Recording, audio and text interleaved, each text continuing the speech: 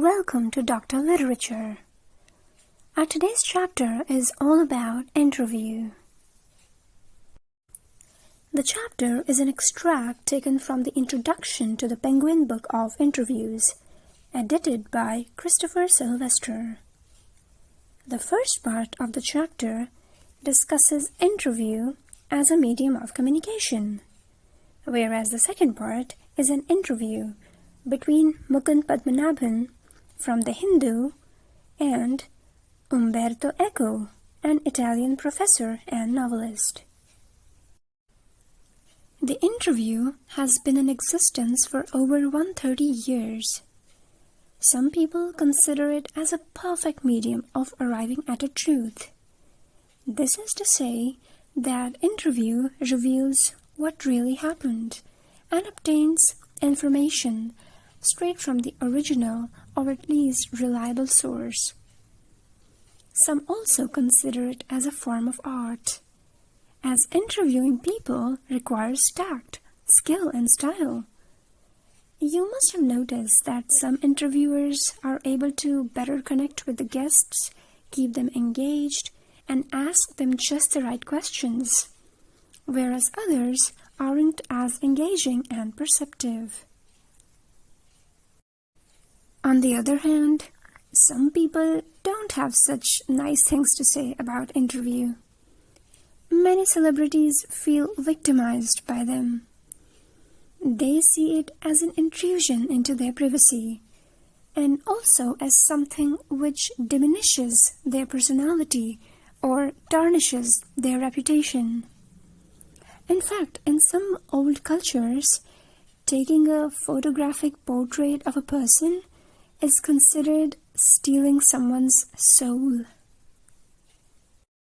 Let's hear what famous writers have to say about the interview.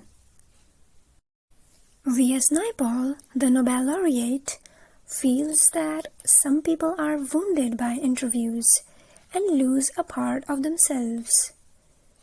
Lewis Carroll, the writer of Alice in Wonderland, dreaded interviews because he didn't want to be lionized, that is, treated as a celebrity. Thus, he avoided interviews at all costs. He would also proudly recall stories where he had successfully evaded the interviewers. Rudyard Kipling, the writer of Jungle Book, condemned interviews. He called interview an assault, a crime, a cowardly and evil act. Yet he himself had interviewed another author, Mark Twain, the writer of The Adventures of Huckleberry Finn.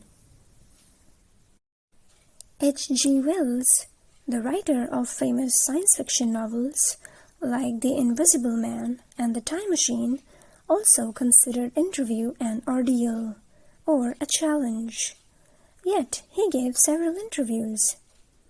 He also interviewed Joseph Stalin, the Russian revolutionary.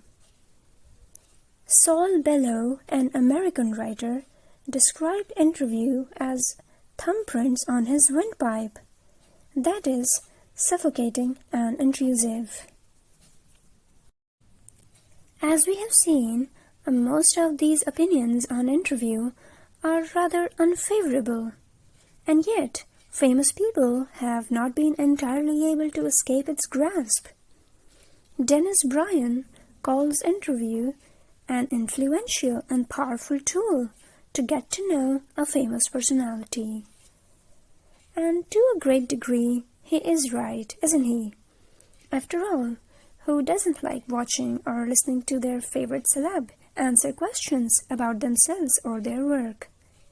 It could be a sports person, an artist, a professor, a spiritual leader, or an actor. We enjoy such conversations because it gives us genuine impressions of them. Part 2 of the chapter is an extract taken from the interview between Mukund Padmanabhan and Umberto Eco. Umberto Eco was a professor at the University of Bologna in Italy. Eco is known for his work on semiotics, that is, the study of signs. Besides, he has written over 40 works, including novels, academic texts, essays, children's books, and newspaper articles. His 1980 novel, The Name of the Rose, sold more than 10 million copies and earned him spectacular fame in the literary community. The interviewer, Mukund, draws attention to the dynamic works that Eco has produced. Eco humbly replies that he channelizes his primary interest into most of his works. That is, he explores his philosophical ideas through his works, whether it's a novel or a research paper. Even his children's books revolve around the themes of nonviolence and peace. And then Eco shares a secret as to how he's able to produce so many works. To quote Eco, "You are in an elevator, and while you are coming up, I am waiting for you. This is an interstice, or an empty space." Eco utilizes these empty spaces to produce his works. While waiting for the interviewer, Mukund, to reach the third floor, Eco has already written an article. This concept of interstice is very useful in our practical life. If we fill these invisible time gaps, we can be a lot more productive. And our perpetual conundrum, "I can't do this because I don't have time," will vanish. The interviewer then highlights the writing style of Umberto Eco. He writes his academic papers in a playful, personal, and informal way, which is very unusual, as research papers and theses follow a formal style.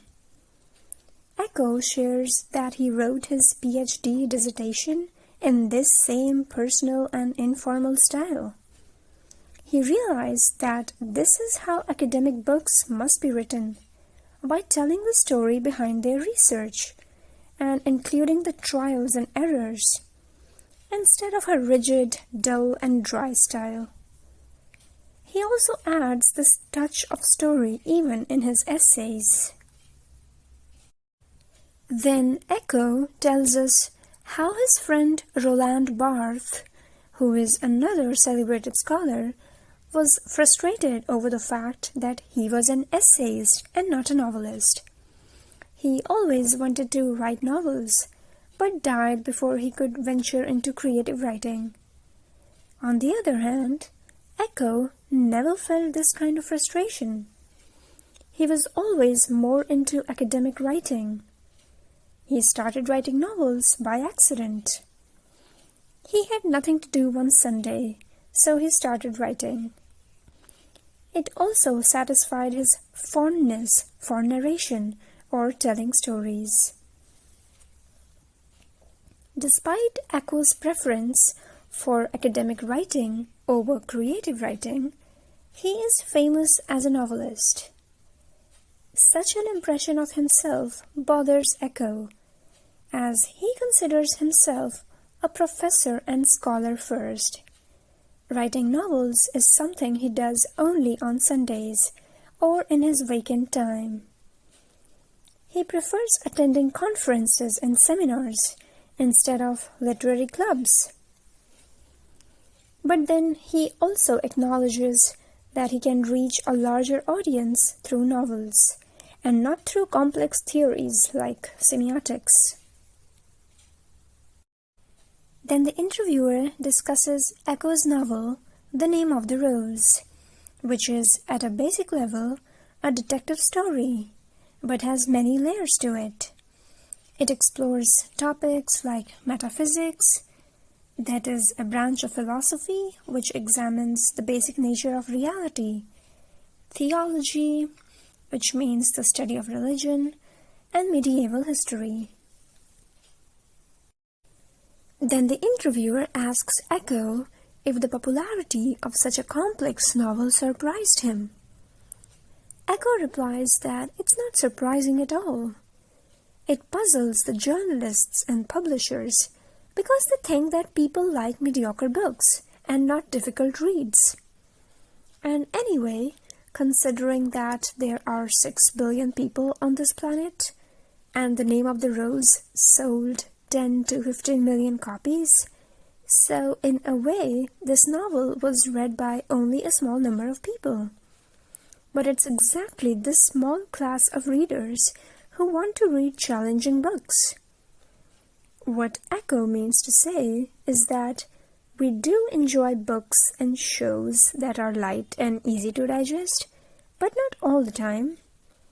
For expanding our horizons and sharpening our minds, we also like to experience challenging books. Next, the interviewer asks the reason for the novel's success. He wonders if it's because it deals with medieval history. Echo replies that the success of a book is a complete mystery. It is unpredictable. Perhaps it had been published at an opportune time, but still it can't be told for sure. His publisher hadn't hoped that the book would sell so well, but in the end, it sold more than 2 million copies in the US alone. That concludes our session on the interview. I hope you found it useful. Thank you for watching.